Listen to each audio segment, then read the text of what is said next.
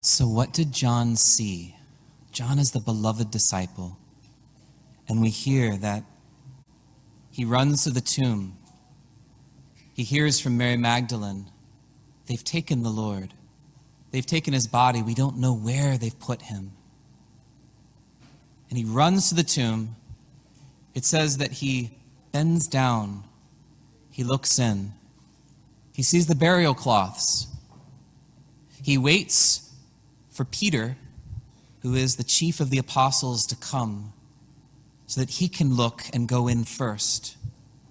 But then it says that John, the beloved disciple, then goes in and sees the burial cloths and sees the cloth that covered the head of the Lord rolled up and neatly put in another corner. And it says these words, he saw and believed. And another way of saying that, if you look at the original language, is he saw and the first beginnings of belief started to come. But what's happening with John is something that's important for us because it teaches us how to look for the hidden God. On one level, something strikes John as not making any sense. Mary Magdalene runs back saying, there's been some robbers. They've taken the body of the Lord. What a cruel thing to do after all that they've been through, to hear that the body of the one that they love, someone took, someone hid, and who knows what they did with it. And yet when John gets there, he's puzzled because he sees the burial cloths there. He sees the wrapping around the head rolled up and put in a corner. And you might say, well, okay, what's the big deal? That burial cloth is something more like what you would have a mummy in. And if you think about, there are soldiers that have been knocked unconscious or asleep or something like that, that are all at the gate of this tomb.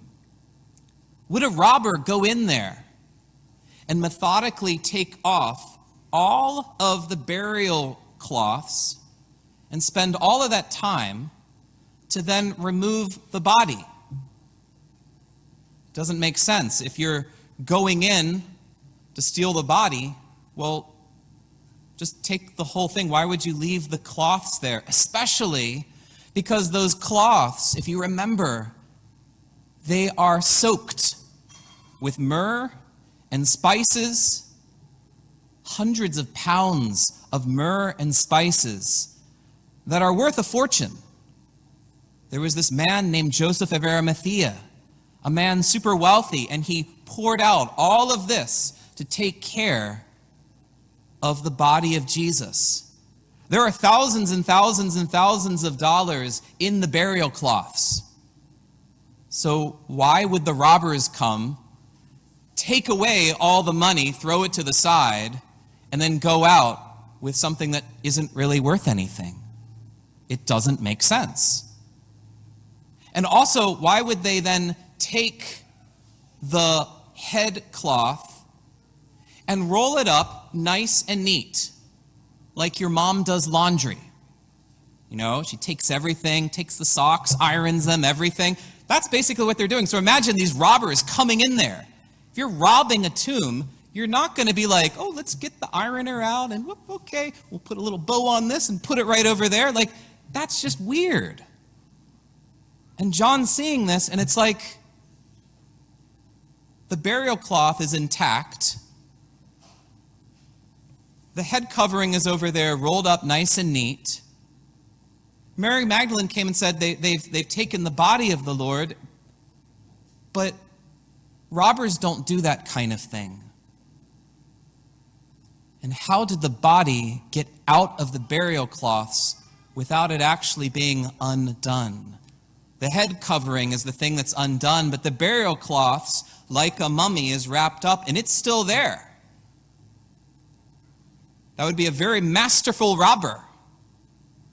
And actually the great irony of this is there is a grave robber. It's God. God broke into the tomb. And through the power of the resurrection, Jesus Christ, in his glorified humanity, in a new kind of existence, he's called the living one. He passes through that burial cloth, alive and risen. And John sees this and says he began to believe. But there's something more here, because a skeptic can say, well, but there's got to be another argument for it or whatever. And that's something the Pharisees, we're going to hear about in other readings later on, that they keep perpetuating this idea that the disciples came, took the body, all these different things, and it's been gone down even to the present day, it says in Scripture. But John sees something more than just something that doesn't make sense. John is able to see past what isn't there and is able to see what is there. Let me say that again. John has this kind of gaze to be able to see nothing and actually see everything. John has the gift of wonder. And wonder is something that you especially see in children. And it's something that all of us are called to receive again, because as we grow up, we lose that gift of wonder. You know, at the Good Friday celebration a couple days ago, this little guy right over here, Mr. Ollie. Hi, Ollie. How you doing? Ollie gave the best homily. He doesn't even realize it. But during the time when Jesus was covered with the veil and you couldn't see Jesus, and Jesus was being processed down for the veneration of the cross, the moment the priest, Father Matthew, opened and started to unveil, you heard this voice.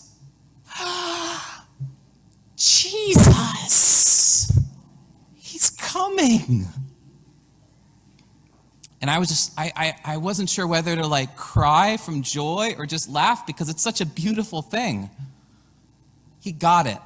And all of us grown-ups, you know, with all of our professionalism and stuff, we're just kind of like, oh, that's kind of a nice thing. But his heart was open wide, and he's like, Jesus, I've been waiting for you. He saw the ordinary, and it became wonderful. Isn't this what children are so masters at, and we need to learn from? One of my favorite writers, G.K. Chesterton, the author of the Father Brown Mysteries, if you watch that on BBC. But he had this beautiful thing saying, children are able to wonder about the ordinary. They're able to be fascinated by a door opening and closing. Opening and closing. Come on, guys. Opening and closing. And maybe us adults are kind of like, okay, we've seen the opening and the closing. Let's keep going on. But a child has eyes to be able to see in the midst of that a mystery. Something was closed, and now it's open. Something was near, and now it's far. For any Sesame Street people here. These ordinary things, children are able to see through the ordinary, and they're able to see something masterful. And John the Apostle has this gift because he's actually the youngest of the apostles. Sometimes we think of the apostles as these kind of older men with, kind of big giant white beards, and they're just kind of walking around with Jesus. But if you remember, Jesus Christ died at age 33. He's a young adult. He's younger than me. I'm 42. 41, whatever. I'm getting bald right now, but But he's a young adult. Anyone here 33 years old. That's Jesus' age. And his disciples are in their 20s, are in their 30s. They're young guys. And John the Apostle is a teenager. He's following the Lord probably at age 17. He has this young heart. He's the one that Jesus brings into this particular circle in order to see the mysteries of faith. He's there at the transfiguration. He's there in the multiplication of the loaves. He's there when he sees a little 12-year-old girl who has died rise. He sees all of these different things. And he's also there at the cross. When all of the other disciples run away, he's the only one that stays. And he's able to see and he's able to say, that's the Lamb of God.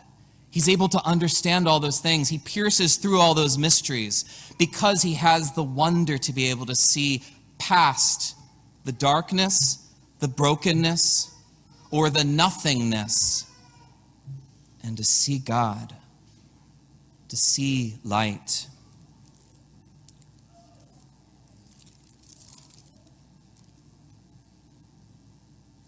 What the Lord gave to John, he wants to give to us.